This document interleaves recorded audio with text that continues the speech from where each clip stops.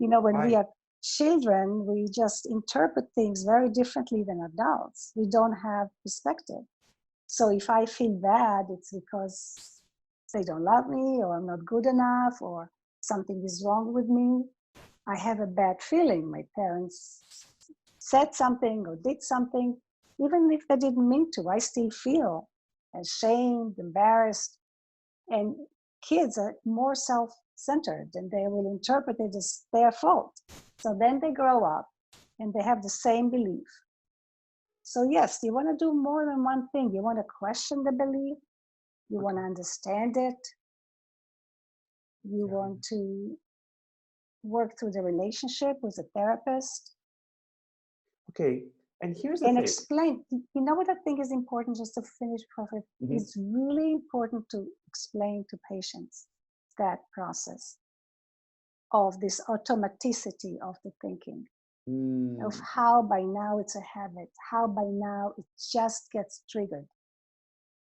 So he sees a girl that he likes, right? So he has a good feeling, but something else gets triggered, right? Oh my God, she won't want me, I'm no good, right? Let's say, I'm not good enough for her.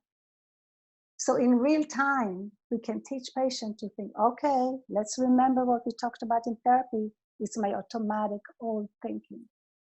Right. So it's not exactly CBT, but it comes out of that process of therapy. I like this. And a lot of books that I'm reading lately, they give you the science behind of it. And that helps people. Yes, I that agree. gives people the power to choose to, you know, because some therapists say, people don't need to know about these things about, we can treat this as a, the same way I don't know what's going on here in this phone, how it works, but I can talk to people. Right. But that's right. Yeah. But I like your approach, like giving some empowerment by explaining to people why is this, why this is happening, right? Yes. Yes. And here's a difficult question. Well, I was reading your research paper the other day.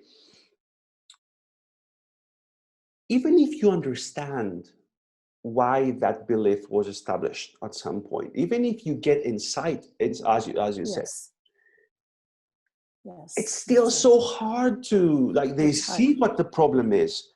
They see when this formed, this maladaptive behavior, and still, sorry, I understand, but I can't do it. That's right. Because, yes, and the reason is, again, it's in how the brain mind functions, right?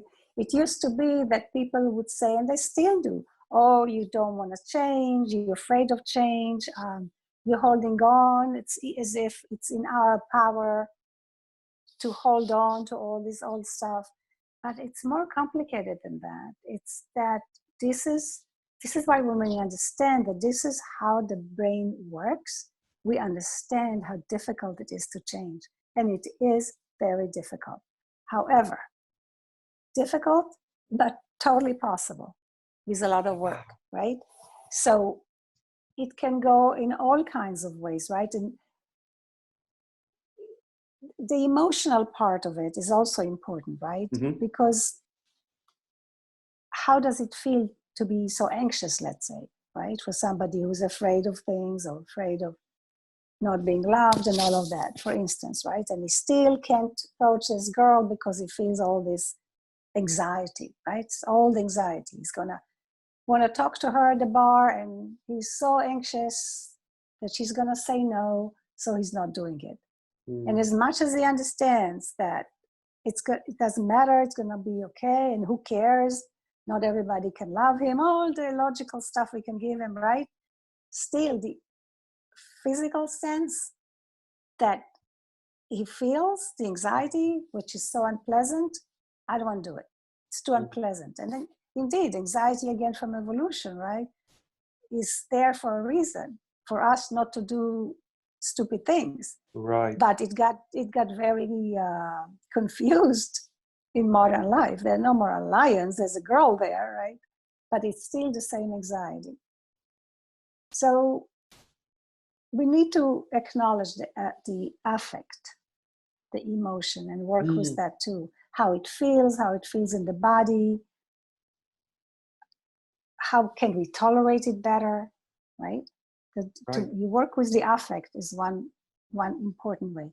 The other important way is one of the sure ways for the brain to change is through action. Insight is not enough. Talking about it, we can talk about it from here to, it's not enough.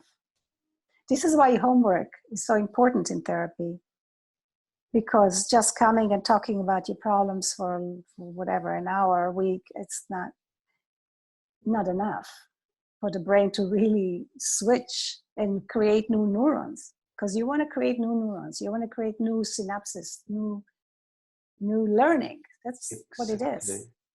Exactly. So the action is really important, and action in real time. And it doesn't come so fast, let's say, but it's totally possible that two things are then developing in this guy, right? Yes, I feel very anxious. I feel like I'm going to die, because anxiety is very unpleasant. We want to escape it. We don't want to feel it, right? But I'm going to take a risk. I'm going to live. I'm going to see what happens. I'm going to implement what I learned in therapy.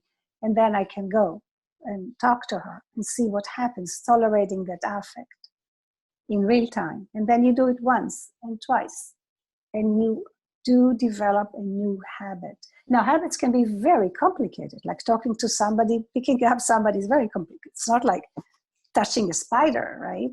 They do a lot of those things with touching spiders. It's like a little bit like exposure therapy. But but complex behaviors can also be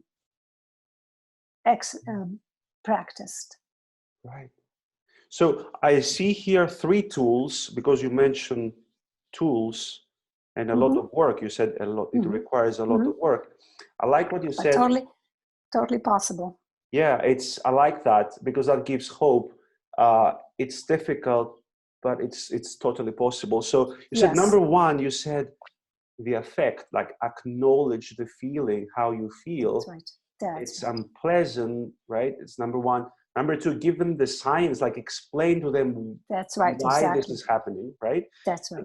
And also you said like through action, number 3. That's right. Yes. Through action. I like these tools.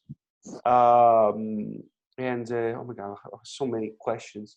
I would add one more thing. I told you at the beginning, meditation. Meditation, right? Because it teaches mindfulness. It teaches you to sit with your feelings. It teaches you to tolerate your feelings. Because face it, we're not gonna ever not have anxiety, bad feelings, shame. We all have it. It's for some reason the brain does, not for some reason, from evolutionary reasons. Anxiety came, fear came, and then they infected other feelings. We all have that to different degrees, right? So we need to learn how to sit with them, how to tolerate them, how to feel that it's not going to kill us.